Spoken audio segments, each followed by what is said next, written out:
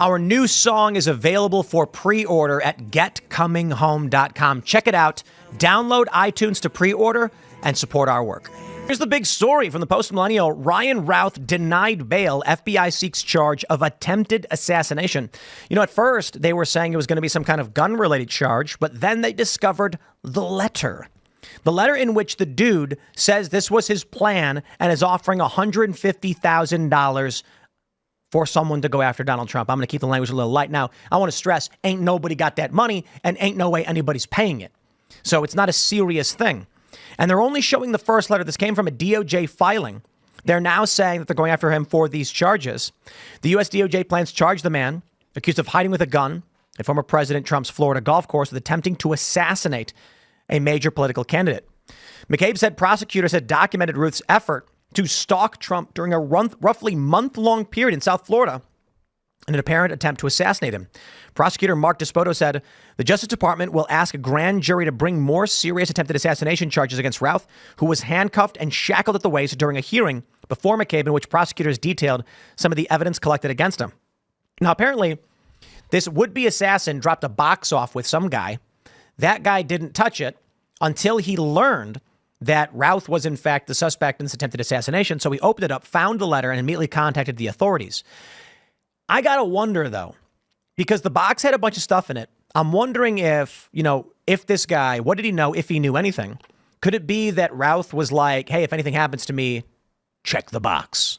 Or could he have been like, hey, I'm going to leave a box at your house, don't touch it, which seems kind of odd. Like, Elad, if I came to your house and I was like, hey, Elad, here's a box, don't open it. It's like a kill switch type thing. You'd be like, why are you bringing a box to my house?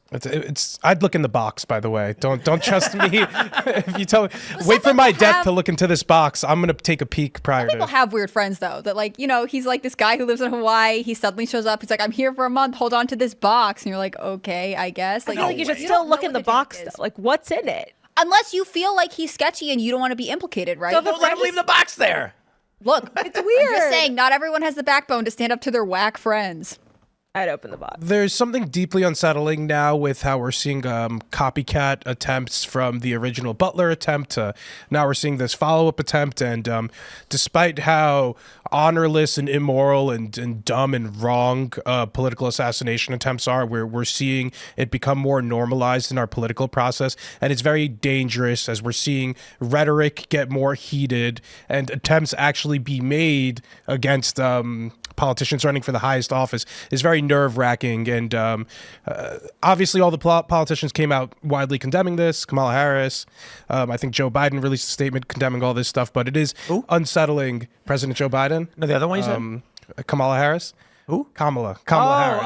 I'm sorry. I didn't understand with that weird pronunciation, you know? You might even say you're being a little bit hateful. I wasn't even doing it on purpose there, but no, it's unsettling, and we're seeing this across the globe with what happened, unfortunately, in Japan, and it's just unsettling the direction that our political climate's in. I think turbulence is unsettling. What I think we should be asking is, when is the mainstream media going to drop the word presumptive assault, assassination attempt, right? They're using any kind of modifier to not call this what it is.